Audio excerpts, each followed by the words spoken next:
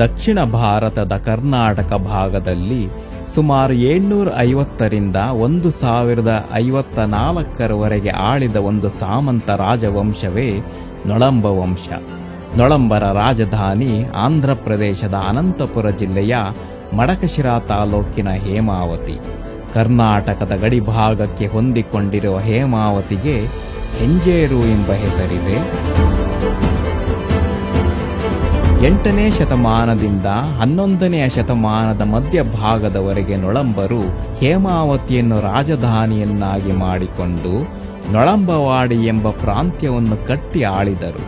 ತಲಕಾಡಿನ ಗಂಗರ ಆಶ್ರಯದಲ್ಲಿ ನೊಳಂಬರು ಸಾಮಂತರಾಗಿ ತಮ್ಮ ಆಡಳಿತ ನಡೆಸಿ ಮುಂದೆ ರಾಷ್ಟ್ರಕೂಟ ಕಲ್ಯಾಣ ಚಾಲುಕ್ಯರ ಮಾಂಡಲಿಕರಾಗಿಯೂ ಆಡಳಿತ ನಡೆಸಿದರು. ವಾಸ್ತುಶಿಲ್ಪ ಕಲೆಯನ್ನು ಪ್ರೋತ್ಸಾಹಿಸಿ ಬೆಳೆಸಿ ನೊಳಂಬ ಕಲಾಶೈಲಿ ಎಂಬ ವಿಶಿಷ್ಟ ವಾಸ್ತುಶಿಲ್ಪ ಸಂಪ್ರದಾಯದ ಉದಯಕ್ಕೆ ಕಾರಣರಾದವರು ನೊಳಂಬರು. ಹೇಮಾವತಿಯಲ್ಲಿ ಒಂದೇ ಆವರಣದಲ್ಲಿ ನೊಳಂಬರು ನಿರ್ಮಿಸಿದ 4 ದೇವಸ್ಥಾನಗಳಿವೆ. ಅವುಗಳಾವುವೆಂದರೆ ಶ್ರೀ ಸಿದ್ದೇಶ್ವರ ಸ್ವಾಮಿ ದೇವಸ್ಥಾನ, ಶ್ರೀ ದೊಡ್ಡೇಶ್ವರ ಸ್ವಾಮಿ ದೇವಸ್ಥಾನ, ಶ್ರೀ ವಿರೂಪಾಕ್ಷೇಶ್ವರ ಸ್ವಾಮಿ ದೇವಸ್ಥಾನ ಮತ್ತು ಶ್ರೀ ಮಲ್ಲೇಶ್ವರ ಸ್ವಾಮಿ ದೇವಸ್ಥಾನಗಳು.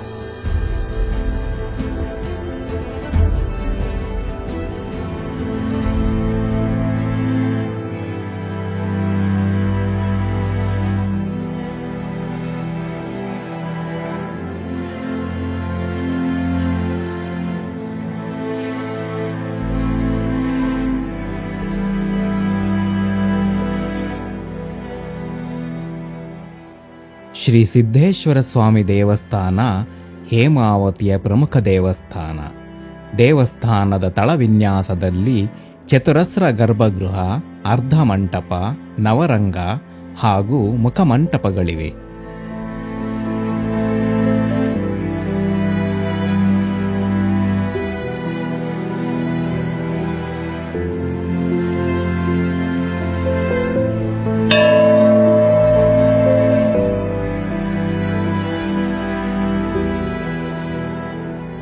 ನೊಳಂಬರ ಆರಾಧ್ಯ ದೈವ ಹೇಮಾವತಿಯ ಶ್ರೀ ಸಿದ್ದೇಶ್ವರ ಸ್ವಾಮಿ ದೇವಸ್ಥಾನದ ನಿರ್ಮಾಣದ ಬಗ್ಗೆ ನಿಖರವಾದ ದಾಖಲೆಗಳಿಲ್ಲ.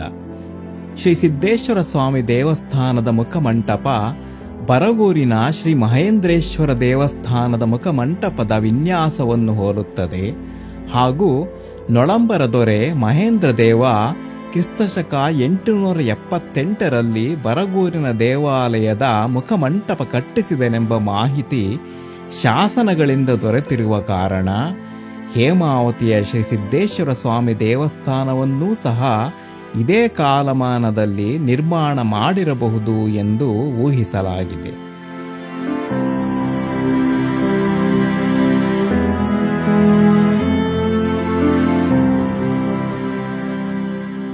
ಶ್ರೀ ಸಿದ್ದೇಶ್ವರ ಸ್ವಾಮಿ ದೇವಸ್ಥಾನದ ಕಂಬಗಳಲ್ಲಿ ಪುರಾಣಗಳಿಂದ ಆಯ್ದ ಸಂಗತಿಗಳನ್ನು ಅತ್ಯಂತ ಪರಿಣಾಮಕಾರಿಯಾಗಿ ಶಿಲ್ಪಗಳಲ್ಲಿ ಮೂಡಿಸಿದ್ದಾರೆ.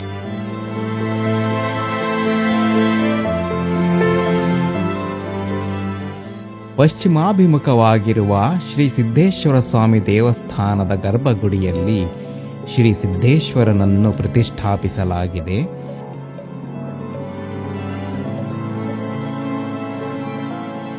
ಸಾಮಾನ್ಯವಾಗಿ ಶಿವ ದೇವಾಲಯಗಳಲ್ಲಿ ಲಿಂಗರೂಪಿ ಶಿವನನ್ನು ಪ್ರತಿಷ್ಠಾಪಿಸಲಾಗಿರುತ್ತದೆ.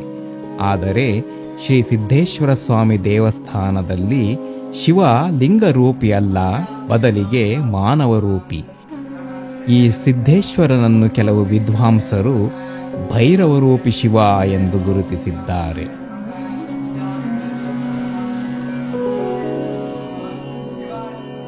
ಹೇಮಾವತಿಯ ಶ್ರೀ ಸಿದ್ದೇಶ್ವರ ಸ್ವಾಮಿ ದೇವಸ್ಥಾನದ ಗರ್ಭಗುಡಿಯಲ್ಲಿರುವ ಭಗವಾನ್ ಶಿವನ ವಿಗ್ರಹ ಧ್ಯಾನ ಮುದ್ರೆಯಲ್ಲಿ ಸ್ಥಿತ ಚತುರ್ಭುಜಿ ಶಿವ. ಇದೊಂದು ಆಕರ್ಷಕ ಸಮಪ್ರಮಾಣದ ಅಂಗಸೌಷ್ಠವ ಹೊಂದಿರುವ ವಿಗ್ರಹ.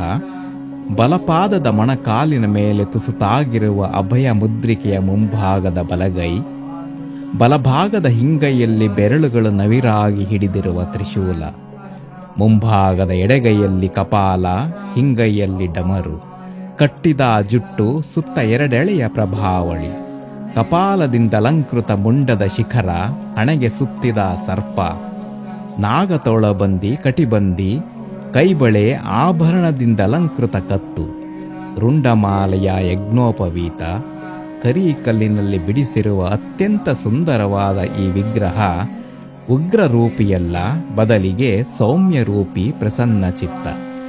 ಭಾರತದ ಯಾವುದೇ ಭಾಗದಲ್ಲೂ ಶಿವನ ಮೂರ್ತಿ ಇಷ್ಟೊಂದು ಆಕರ್ಷಕವಾಗಿಲ್ಲ ಎಂಬುದು ವಿದ್ವಾಂಸರ ಅಭಿಮತ.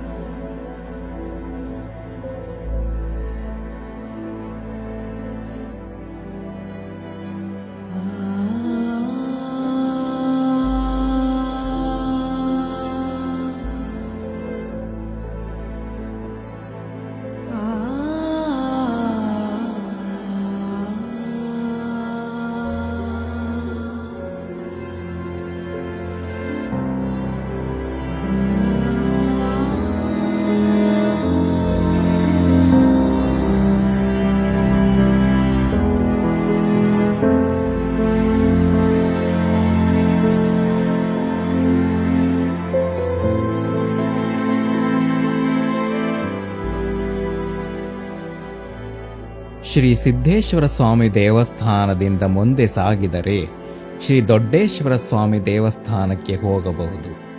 ನೊಳಂಬರು ನಿರ್ಮಿಸಿದ ದೇವಸ್ಥಾನಗಳಲ್ಲಿ ಅತ್ಯಂತ ಶ್ರೇಷ್ಠ ವಾಸ್ತುಶಿಲ್ಪವನ್ನು ಹೊಂದಿರುವ ದೇವಸ್ಥಾನವೆಂದರೆ ಹೇಮಾವತಿಯ ಶ್ರೀ ದೊಡ್ಡೇಶ್ವರ ಸ್ವಾಮಿ ದೇವಸ್ಥಾನ. ಭವ್ಯವಾದ ಶ್ರೀ ದೊಡ್ಡೇಶ್ವರ ಸ್ವಾಮಿ ದೇವಸ್ಥಾನವು ಪಶ್ಚಿಮಾಭಿಮುಖವಾಗಿದ್ದು ಗ್ರಾನೈಟ್ ಕಲ್ಲಿನಿಂದ ನಿರ್ಮಿಸಲಾಗಿದೆ.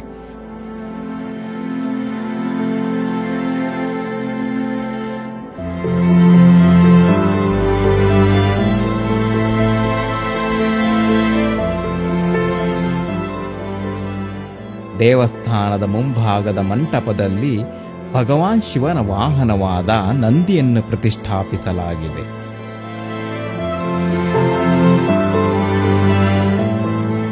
ನಂದಿ ಮಂಟಪದ ಸ್ವಲ್ಪ ಮುಂದೆ ಮೆಟ್ಟಿಲುಗಳನ್ನೊಳಗೊಂಡ ಬಾವಿಯನ್ನು ನೋಡಬಹುದು.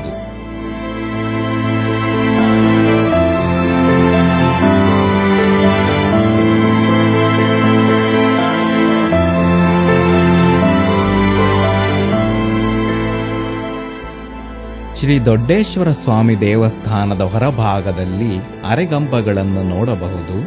ಆದರೆ ಗರ್ಭಗುಡಿಯ ಮೇಲಿನ ಶಿಖರವಾಗಲಿ ಅಲಂಕೃತ ಗೋಡೆಗಳಾಗಲಿ ಇಲ್ಲಿಲ್ಲ.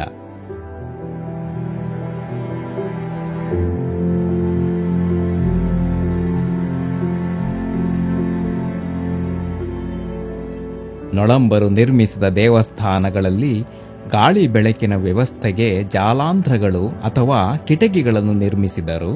ಶ್ರೀ ದೊಡ್ಡೇಶ್ವರ ಸ್ವಾಮಿ ದೇವಸ್ಥಾನದಲ್ಲೂ ಸಹ ಅತ್ಯಂತ ಆಕರ್ಷಕ ಜಾಲಾಂಧ್ರಗಳಿವೆ. ಈ ಜಾಲಾಂಧ್ರಗಳೆಷ್ಟು ಆಕರ್ಷಕವೆಂದರೆ ನೊಳಂಬವಾಡಿಯನ್ನು ಗೆದ್ದ ಚೋಳರು ಇದೇ ರೀತಿಯ ಜಾಲಾಂಧ್ರಗಳನ್ನು ತಂಜಾವೂರಿನ ಶ್ರೀ ಬೃಹದೇಶ್ವರ ದೇವಸ್ಥಾನದಲ್ಲಿ ನಿರ್ಮಿಸಿದರೆಂಬ ಉಲ್ಲೇಖವಿದೆ.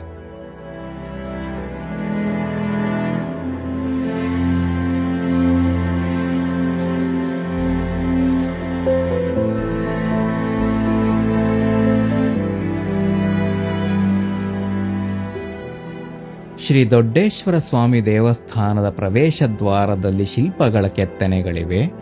ಪ್ರವೇಶ ದ್ವಾರದ ಎಡಭಾಗದಲ್ಲಿರುವ ನರ್ತಕಿ ಬಲಕ್ಕೆ ನೋಡಲು ಸಾಂಕೇತಿಸಿದರೆ, ಬಲಭಾಗದಲ್ಲಿರುವ ನರ್ತಕಿ ಎಡಕಿವಿಯನ್ನು ನೋಡಲು ಸಾಂಕೇತಿಸಿರುವುದನ್ನು ನೋಡಬಹುದು. ಈ ಸನ್ನೆಯನ್ನು ಸೂಕ್ಷ್ಮವಾಗಿ ಗಮನಿಸಿದ ದಾಳಿಕೋರರು ಹೊನ್ನನ್ನು ಕಿವಿಯಲ್ಲಿ ಅಡಗಿಸಿದ್ದಾರೆಂಬ ಊಹೆಯಿಂದಾಗಿ ಈ ದೇವಸ್ಥಾನದ ಪ್ರಾಂಗಣದಲ್ಲಿರುವ ಎಲ್ಲಾ ನಂದಿ ವಿಗ್ರಹಗಳನ್ನೂ ಹೊಡೆದು ಹಾಕಿದರು ಎಂದು ಇತಿಹಾಸ ಹೇಳುತ್ತದೆ.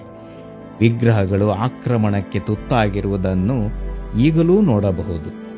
ಹೆಂಜೇರು ಎಂದು ಕರೆಯಲ್ಪಡುತ್ತಿದ್ದ ಈ ಊರಿಗೆ ಹೇಮಾವತಿ ಎಂಬ ಹೆಸರು ಬರಲು ಇದೇ ಕಾರಣವೆಂಬುದು ವಿದ್ವಾಂಸರ ನಿಲುವು.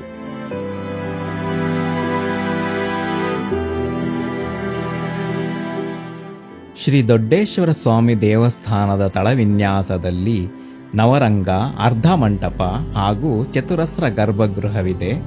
ಗರ್ಭಗುಡಿಯಲ್ಲಿ ಬೃಹದಾದ ಶಿವಲಿಂಗವನ್ನು ಪ್ರತಿಷ್ಠಾಪಿಸಲಾಗಿದೆ. ದೊಡ್ಡೇಶ್ವರನನ್ನು ನೊಳಂಬೇಶ್ವರ ಎಂದು ಕರೆಯಲಾಗುತ್ತಿತ್ತು ಎಂದು ಇದೇ ದೇವಸ್ಥಾನದ ಆವರಣದಲ್ಲಿ ದೊರೆತ ಶಾಸನದಿಂದ ತಿಳಿದುಬರುತ್ತದೆ.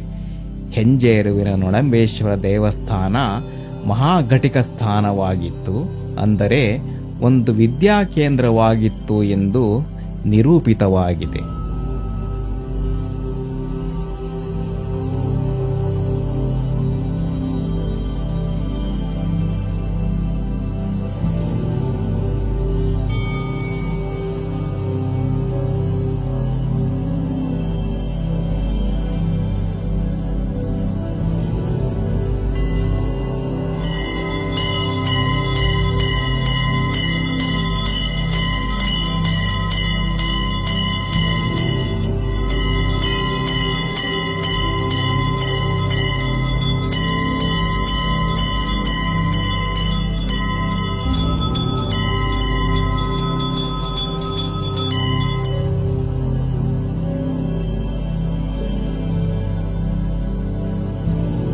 ಶ್ರೀ ದೊಡ್ಡೇಶ್ವರ ದೇವಸ್ಥಾನದ ಅರ್ಧಮಂಟಪ 4 ಕಂಬಗಳನ್ನೊಳಗೊಂಡಿದೆ.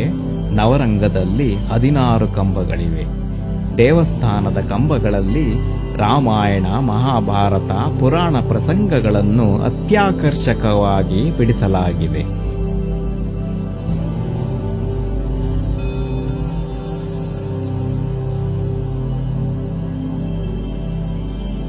ಶ್ರೀ ದೊಡ್ಡೇಶ್ವರ ದೇವಸ್ಥಾನವನ್ನು ನಿರ್ಮಿಸುವುದರ ಬಗ್ಗೆ, ಕಾಲಮಾನದ ಬಗ್ಗೆ ಖಚಿತವಾದ ಆಧಾರಗಳಿಲ್ಲ.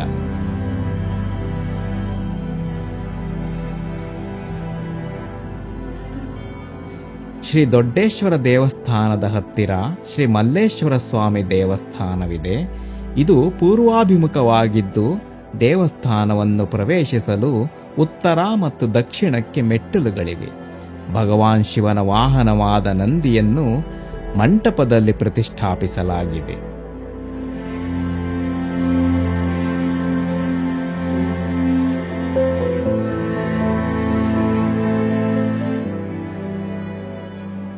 ದೇವಸ್ಥಾನದ ತಳವಿನ್ಯಾಸದಲ್ಲಿ ನವರಂಗ, ಅರ್ಧಮಂಟಪ ಹಾಗೂ ಗರ್ಭಗುಡಿ ಇದೆ. ಸ್ತಂಭಗಳ ಆಕಾರ ಮತ್ತು ಗೋಡೆಗಳ ನಿರ್ಮಾಣವು ನೋಡುಗರನ್ನು ಆಕರ್ಷಿಸುತ್ತದೆ.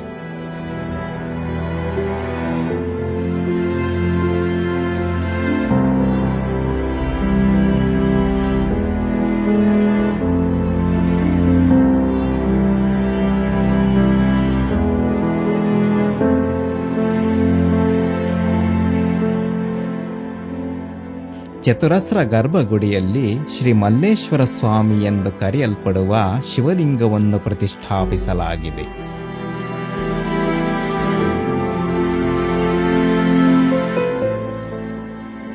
ಶ್ರೀ ದೊಡ್ಡೇಶ್ವರ ಸ್ವಾಮಿ ದೇವಸ್ಥಾನದ ಆಗ್ನೇಯಕ್ಕೆ ದಕ್ಷಿಣ ಮಹಾದ್ವಾರವನ್ನು ದಾಟಿ ಹೋದರೆ ಕಾಣಸಿಗುವುದೇ ವಿಶೇಷ ಶಿಲ್ಪಕಲಾಕೃತಿಗಳನ್ನೊಳಗೊಂಡಿರುವ ಶ್ರೀ ವಿರೂಪಾಕ್ಷೇಶ್ವರ ಸ್ವಾಮಿ ದೇವಸ್ಥಾನ.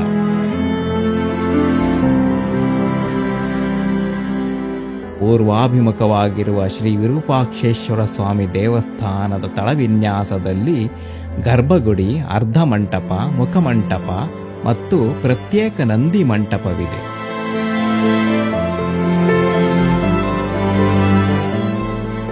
ನಂದಿ ಮಂಟಪದಲ್ಲಿ ಬಹು ಅಲಂಕೃತ ನಂದಿಯನ್ನು ನೋಡಬಹುದು.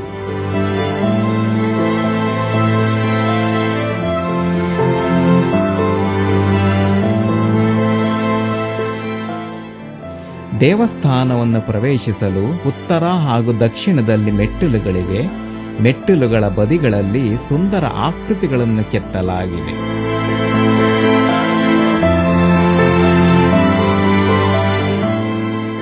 ಮುಖಮಂಟಪದ ಬಾಗಿಲುವಾಡದಲ್ಲಿ ಗಜಲಕ್ಷ್ಮಿ, ಸುರುಳು ಲತೆಗಳು, ಸಂಗೀತ ವಾದ್ಯಗಳನ್ನು ಚಿತ್ರಿಸಲಾಗಿದೆ.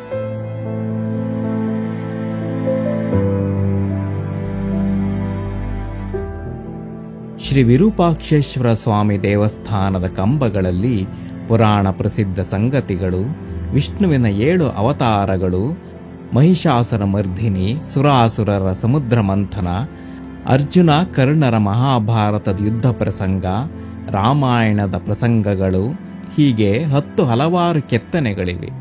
ಶಿಲ್ಪಕಲೆಯ ದೃಷ್ಟಿಯಿಂದ ನೊಳಂಬರ ಶ್ರೀ ವಿರೂಪಾಕ್ಷೇಶ್ವರ ಸ್ವಾಮಿ ದೇವಸ್ಥಾನ ಒಂದು ಉತ್ಕೃಷ್ಟ ಮಾದರಿ.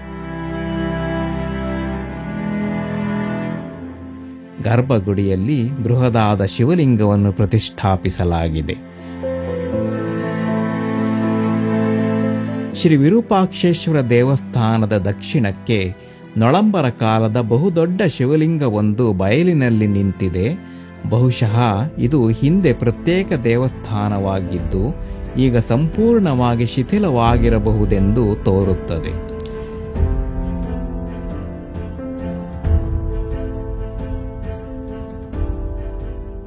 8ನೇ ಶತಮಾನದಲ್ಲಿ ಗಂಗರ ಆಶ್ರಯದಲ್ಲಿ 1,000 ಗ್ರಾಮಗಳನ್ನೊಳಗೊಂಡ ಸಂಸ್ಥಾನ ಸ್ಥಾಪಿಸಿದ ನೊಳಂಬರು 11ನೆಯ ಶತಮಾನದ ವೇಳೆಗೆ 32,000 ಗ್ರಾಮಗಳ ವಿಸ್ತಾರವಾದ ನೊಳಂಬವಾಡಿ ಪ್ರಾಂತ್ಯವನ್ನಾಳಿದ ಸಂಸ್ಥಾನ. ಹೇಮಾವತಿಯ ದೇವಸ್ಥಾನಗಳು ನೊಳಂಬ ವಾಸ್ತುಶಿಲ್ಪದ ಅತ್ಯುನ್ನತ ಉದಾಹರಣೆಯಾಗಿ ಇಂದಿಗೂ ರಾರಾಜಿಸುತ್ತಿವೆ.